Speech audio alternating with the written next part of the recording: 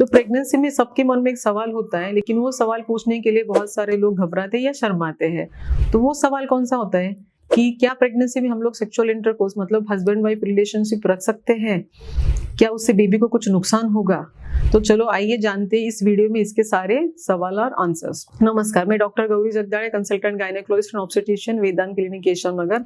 आज हम लोग इस वीडियो में जानने वाले हैं सेक्सुअल इंटरकोर्स इन प्रेगनेंसी के बारे में, डूज एंड डोंट्स। तो इसके लिए हमें प्रेगनेंसी को 3 पार्ट्स में डिवाइड करना होता है, first trimester, second trimester and third trimester.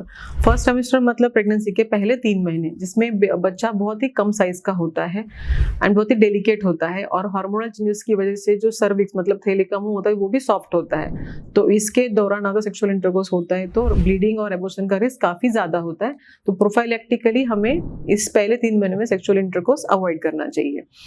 अभी चलते हैं सेकेंड ट्राइमेस्टर की ओर, मतलब प्रेगनेंसी का चौथा, 5वां एंड 6वां महीना। इसे actually honeymoon phase of pregnancy कहा जाता है। ऐसा क्यों?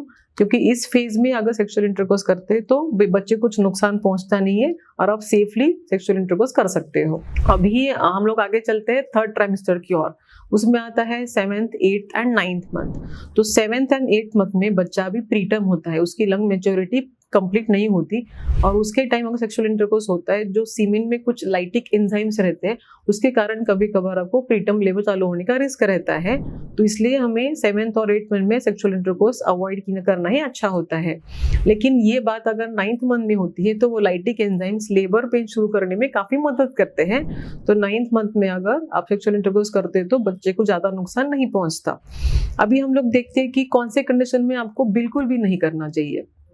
मतलब अगर आपको पहले एबॉर्शन की हिस्ट्री है, मिसकैरेज की हिस्ट्री है, या आपको पहले ट्राइमेस्टर में ब्लीडिंग हो रहा है बार बार, या आपका प्लासेंटा लो लाइंग मतलब प्लासेंटा प्रीविया है जो सर्विस के नीचे वाले हिस्से में है, तो आपको अवॉइड करना चाहिए। आपको प्रीटर्म लेबर का रिस्क है, आपकी पहली डिलीवरी प्रीटर्म मतलब समय से पहले हुई है, या आपको एक्टिव इन्फेक्शन है। अगर दोनों पार्टनर में किसी को भी वाइड इन्फेक्शंस है तो आपको सेक्सुअल इंटरकोर्स अवॉइड करना चाहिए। तो इसके लिए भी आपको डॉक्टर के क्लियरेंस के बाद कुछ चीजों का ध्यान जरूर रखना है, जैसे कि आपको अगर दोनों पार्टनर में किसी को इन्फेक्शन है तो आपको सेक्सुअल इंटरकोर्स कंप्लीटली अवॉइड करना चाहिए। देन आपको ब्लीडिंग वगैरह का रिस्क है तो भी आपको कंप्लीटली अवॉइड करना चाहिए। आपको कंफर्टेबल पोजीशन के साथ ही ये ट्राई करना चाहिए। एंड अगर इंटरकोर्स के दौरान या बाद में आपको ब्लीडिंग या पेन ये होता है तो आपको तुरंत ही डॉक्टर के पास विजिट करना चाहिए। तो डरिए नहीं, शर्माइए नहीं, खुल के सारे सवाल पूछिए।